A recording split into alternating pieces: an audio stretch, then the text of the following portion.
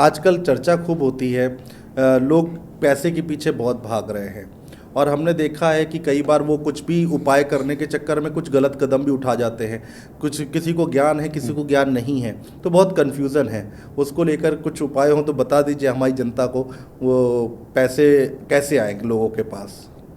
देखिए, सर्वप्रथम अगर जो व्यक्ति वैवाहिक जीवन में है तो उनके लिए बड़ा एक सरल उपाय है जी। कभी भी अपने पत्नी को रुष्ट मत करिए, क्योंकि आपके पत्नी आपके जीवन में वो लक्ष्मी है। हाँ। और वो लक्ष्मी स्वरूप में आपके पास आती हैं। हाँ। एक उपाय मैं कहता हूँ आपको करना चाहिए, सभी जेंट्स को करना चाहिए, बड़ा शीघ्र इससे धन आता है। शुक्र बलवान हो जाएगा तो ऐशो आराम की सारी वस्तुएं प्राप्त हो जाती हैं। आपको लेना है मंगलवार को, बुधवार को और शनिवार के दिन में नारियल का तेल, उसमें आपको थोड़ा सा गुलाब जल डाल देना है और अपने पत्नी के सर की चंपी करनी है, पत्नी की करनी है इसमें।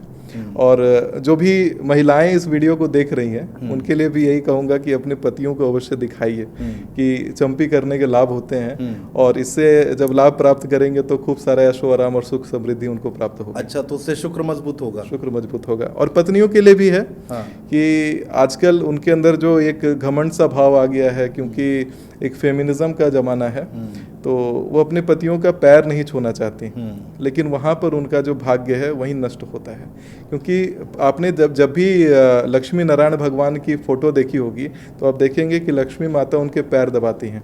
वो इसलिए दबाती हैं क्योंकि पैर में बृहस्पति विद्यमान होते हैं। अच्छा। और जो शक्ति होती हैं यानी जो पत्नी होती हैं उनके हाथ में शुक्र विद्यमान होते हैं।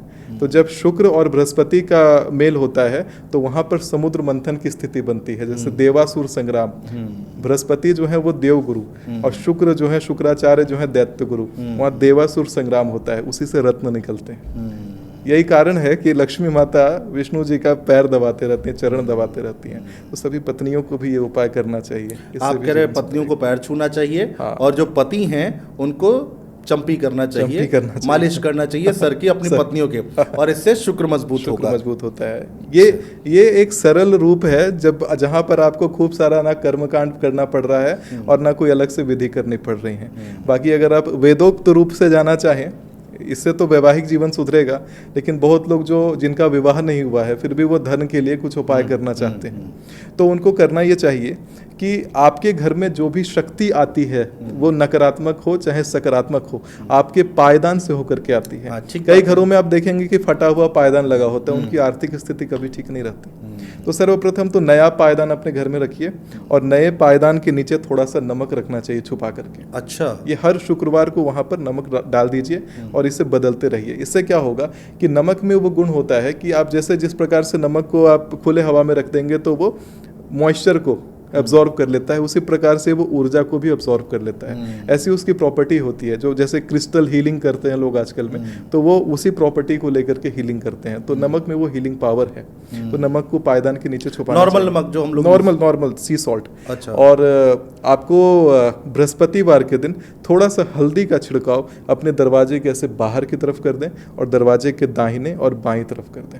ऐसा हर बृहस्पतिवार को करने से भी उस घर में धन अर्जन होता है। अच्छा, लोग कहते हैं कि भाई धन तो आ गया, सुकून नहीं मिल रहा है, चैन नहीं मिल रहा है, लोग डिप्रेशन में जा रहे हैं, लेकिन पैसा बहुत है, वो क्या करें? देखिए, मैं पहले समझा देता हूँ धन की वृत्ति क्या है, किनको धन कमाने का अधिकार है। तो मूलतः जब व्यक्ति धन कमाता है, अपने आगे के कुल के उद्धार के लिए कमाता है, धर्म के लिए कमाता है और स्वयं के भरण पोषण के लिए कमाता है और अपने परिवार के लिए कमाता है। अब यहाँ पर कब तक धन कमाना है, जब ये समझ में आ जाएगा तो व्यक्ति धन ना होने से नाखुश नहीं रहेगा। इसमें जब तक आपका कोई संतान है, जब तक वो 25 वर्ष की आयु तक आता है, तब तक आपको पूर्ण रूप से धनार्जन करना चाहिए। अगर आप गृहस्थ हैं तो धनार्जन पर ध्यान देना चाहिए। और अगर आपका संतान बेटी है तो उसके साथ में जो भी आपने धनार्जन किया है बस अपने भरण पोषण तक का रख के बाकी का धन उनके साथ में निकाल देना चाहिए। अब लोग इसमें कहेंगे आप दहेज प्रथा का समर्थन कर दे रहे हैं। हाँ। लेकिन मूल रूप से यहाँ पर तत्व क्या आता है कि जब आप अपनी पुत्री के साथ में अपना वो धन निकालते हैं तो 25 वर्ष की जब आपकी पुत्री होती है तो लमसम आपकी जो आयु होगी वो 50 वर्ष के आसपास होगी। वो वनप्रस्थ धाम का आश्रय कहा जाता है। जब आप अपने जो भी संचित धन है उससे आप विरक्ति पाते हैं, जब आपने उससे विरक्ति पाई है, केवल अपने भरण पोषण तक का धन अपने पास में रखा है, तो आगे जब आपकी अंत गति आती है तब आप ये नहीं कहोगे कि ये मेरा घर, ये मेरा सामान, ये मेरा पैसा, क्योंकि अंत समय में अगर ये विचार मन में आ जाए कि आपका धन, तो वहां पर गड़बड़ है। क्योंकि आपको 50 वर्ष से 70 वर्ष तक वनप्रस्थ आश्रम में रहते हुए धन से विरक्ति करनी है और उसके पश्चात आपको जाकर के संन्यास प्राप्त कर लेना है। और अगर आपका पुत्र है तो कहा भी गया है कि पूत सपूत तो क्या धन संचय और पूत कपूत तो क्या धन संचय।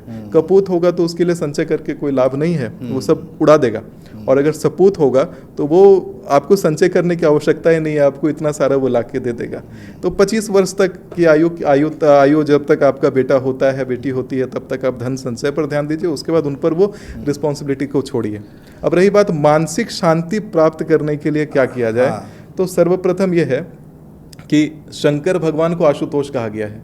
शंकर भगवान के ऊपर जब आप दूध में थोड़ा सा शर्कर यानी शक्कर डाल करके शंकर जी के शिवलिंग पर अर्पित करते हैं तो शांति प्राप्त होता है। अच्छा, ऐसा शिव महापुराण में लिखा हुआ है उपाय।